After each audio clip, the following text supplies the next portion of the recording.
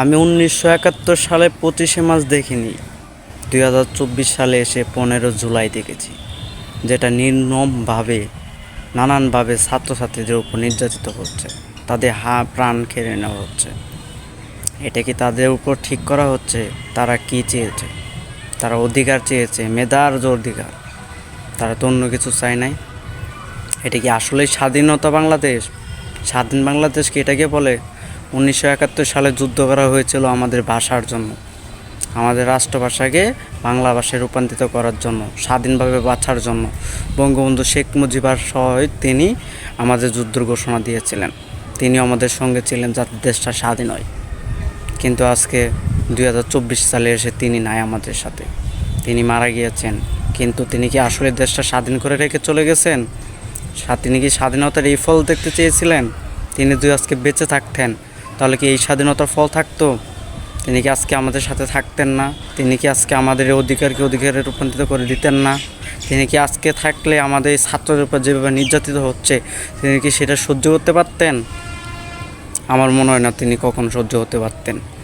একটা কথা মনে রাখবেন, তিনি ছাত্র জীবনে অনেক যুদ্ধ করেছে, তিনি ছাত্র জীবন থেকে যুদ্ধ করেছে। তিনি একজন ছাত্র ছিলেন, ছাত্রর পরে তিনি একজন বীর মুক্তিযোদ্ধা হয়েছেন।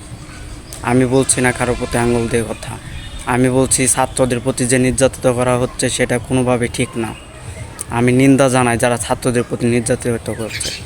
আমি একজন ছাত্র, আমার শরীরের প্রত্যেকটা পশম পর্যন্ত দাঁড়িয়ে যায় এগুলো ভিডিও দেখলে, যে কত কীভাবে আমাদের সিনিয়র জুনিয়র ভাই বোনদের প্রতি কত নানানভাবে নির্যাতিত করা হচ্ছে। কিন্তু কিচ্ছু করার নাই, আমার কিচ্ছু করতে পারছি না। আল্লাহ তুমি হেফাজত করো। একটা জিনিস মনে রাখবে, আধার শেষে কিন্তু আলো আসে, আধার শেষে কিন্তু আলো আসে। আজকে আমাদের ছাত্রদের প্রতি নানানভাবে নির্যাতন করা হচ্ছে, এটার ফলও কিন্তু এক সময় সুফল আসবে, এক সময় এটার ফল রায় আসবে, জয় কিন্তু হবেই। আল্লাহ চাইলে জয় হবে, মানুষ কেউ কিছু না, সারা জীবন কেউ বেঁচে থাকে না। বাঁচলে বীরের মতো বাঁচো, না বাঁচলে বাঁচার দরকার নেই, বিলাইয়ের মতো মেও মেও করে বাঁচার মতো দরকার নেই।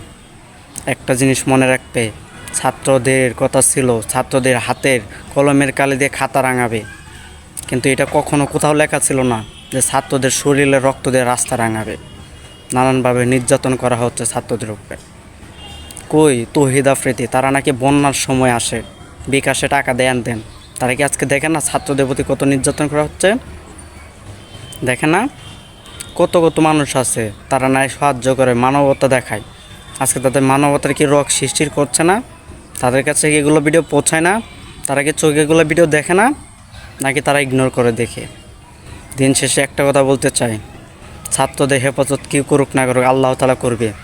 কিন্তু যারা এইভাবে শহীদ হচ্ছে, ঠিক আছে, আল্লাহ তাআলা কি জানেন, আপনি আমার কাছে একটা ভুল করেন, আমি যদি মাফ না করি আল্লাহ তাআলা আপনাকে মাফ করবেন না। তাই আমি একটা কথাই দিন শেষে বলে যাব, জয় বাংলা। কিন্তু আসলে কি দেশটা স্বাধীনতার ভিতরে আসছে? মনে হচ্ছে না। এটা সঠিক একটা রায় দেওয়া দরকার আমি মনে করি। সবাই ভিডিওটা শেয়ার করে দেন, নিজে থেকে সচেতন থাকুন, এমনকি আমাদের ছাত্রদের সবাইকে সফল হওয়ার সুযোগ করে দিন, যাতে তারা সফল হতে হয়। যেভাবে যে পারেন চেষ্টা করেন। কোনোভাবে যোগ না দিতে পারলে নামাজ পড়ে হলে তাদের ছাত্র ভাই বোনদের জন্য দোয়া করেন, যাতে আল্লাহ তাআলা তাদের সহায় হোক। সবাই সবার জায়গাতে চেষ্টা করেন, নানানভাবে যেভাবে পারেন চেষ্টা করেন। একটা কথাই বলতে চাই, ছাত্রদের প্রতি এটা ঠিক করা হচ্ছে না। আসলে তারা স্বাধীন দেশে এখন বসবাস করছে না। 15 জুলাই দেখাইয়া দিল 1971 সালে যুদ্ধ হচ্ছে নিকৃষ্ট যুদ্ধ, এটা আসলে ঠিক না।